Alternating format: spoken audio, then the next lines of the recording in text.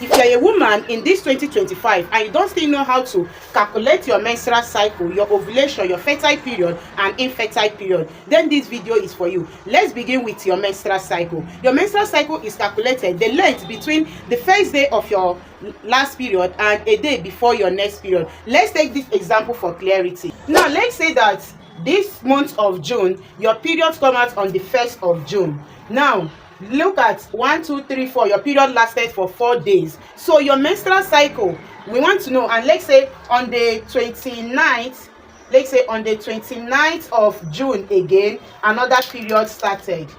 On the 29th of June again, another period started. So let's count from here, being the first day of your last period till a day before your next period. Let's count 1 2 3 4 5 6 7 8 9 10 11 12 13 14 15 16 17 18 19 20 21 22 23 24 25 26 27 28. That means you have a 28-day cycle. The mistake a lot of women make is that they will count from here, like after the period finish, they will count from here. No, you count from the first day of your last period till a day before your next period. Do not include this day that your next period started. You don't need to include this day. So now you have gotten 28-day cycle, and for you to know that you have 28-day cycle, that means you must have done this for at least 3 or 4 months, and you are getting 28. That means your cycle is 28 days. But if you are not getting 28, let's say this month you get 28,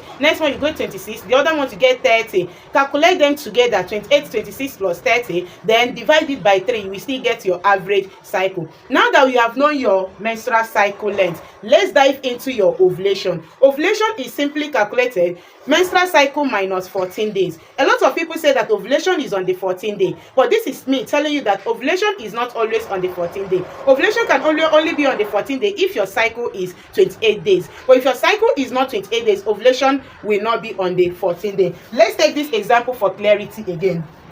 Now look at this.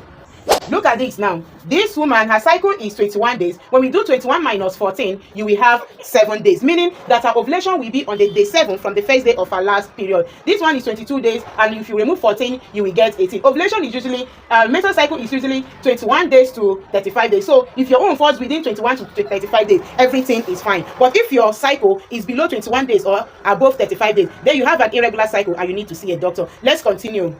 If you check this now, you will see that women with 28-day cycle, their cycle fall on the 14th day. So as I said earlier, they are the only people that we say that their ovulation is on the 14th day. Now that you have known this, let's dive into your fertile and your infertile period, how to calculate it. Now the simple formula for calculating your fertile period is ovulation day plus 5 days before your ovulation day. To be on a safer side, what I have been doing is, since ovulation, recent research reveals that ovulation can happen 2 days before the expected date or 2 days after the expected date. For me, to be on a safer side, what I do is 5 ovulation day plus 5 days before that ovulation day and another 5 days after the ovulation day. These are the days I count as my fertile period, to be on a safer side, to avoid story that touches the heart. Okay, now any other days apart from these days that I've mentioned remain your infertile period, meaning you're not going to get pregnant on these days. Let's dive into it.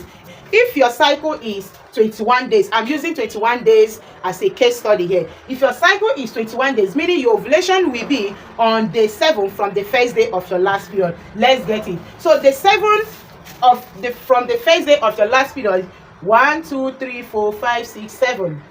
This day is supposed to be the day of your ovulation. This is day 7. Okay, now do you know, now look at your period stopped on the 4th of June, and on the day 7, on the 7th, you are already ovulating. This is to say that even when you are menstruating, your body is fertile, and if you have any intercourse with your husband this period, you're going to get pregnant. Now let's get your fertile period properly. Ovulation day plus 5 days before ovulation. This is ovulation day. 5 days before ovulation, 1 2 3 4 5.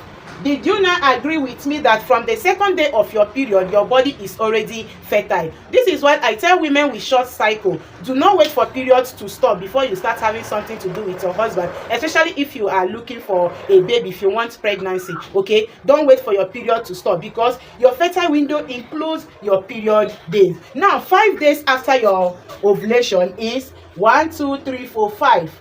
day 12, meaning that from 12th of June till 2nd of June you are fertile. Pregnancy can happen here. Okay, now your infertile period includes day 1 of your period and of course 31st of May, 30 going down. Now from 13 till this 13 to this 28, they are your infertile period. By 29th of June, another period will start. This is the simple reason you have 2 periods in a month. If your cycle is 28, 27, 26, 25, 24 and 21, even 21, right? Even 20. So if your cycle falls around within this range and you see your period in the first week of that month, my sister, you're going to see your period again towards the end of that same month.